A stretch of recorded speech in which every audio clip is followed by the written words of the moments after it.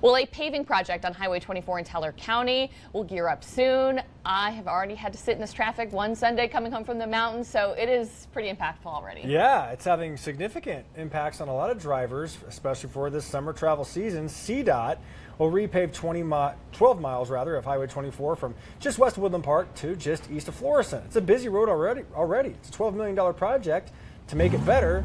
But again, it's hindering those travelers. Scott Harrison, our Road Warriors, live in the newsroom with more details. Good morning, Scott. Yeah, good morning, Josh and Bryn. Good morning. And Bryn, you were not the only person from our newsroom who got stuck in that massive traffic backup there 2 weekends ago. Our own Bart Bedsole was caught in that too. The traffic jam happened on a particularly busy travel weekend.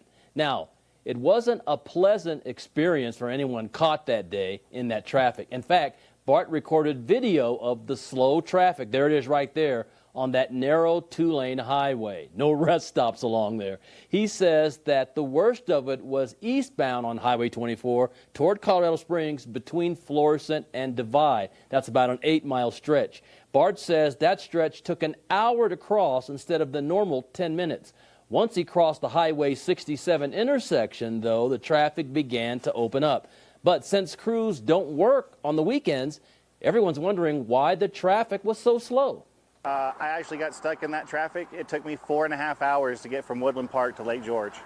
A normal 30-minute, 35-minute drive, 40 minutes if you catch a little bit of traffic, no big deal. Took 4.5 hours. It's made it to where we don't go down the mountain unless we have to. Now here's how the traffic looked in that same stretch during evening rush hour yesterday. The backups were only 5 to 10 minutes as flaggers alternately closed traffic in one direction to let the other direction through. A pace car with flashing yellow lights led traffic through. CDOT says that it's aware of the traffic jams but hasn't said if any changes will be made to improve the traffic flow in that area. It'll be interesting to see how it goes on 4th of July weekend. The paving project started in late April and is scheduled for completion in November. And Bryn, one thing you may need to know if you go to the mountains again for a weekend, CDOT says that most of this paving is going to be happening during the day. There'll be some overnight paving, but most of it's going to be during the day, and that paving is scheduled to start tomorrow. We're live in the newsroom. I'm the Road Warrior, Scott Harrison for KRDO 13.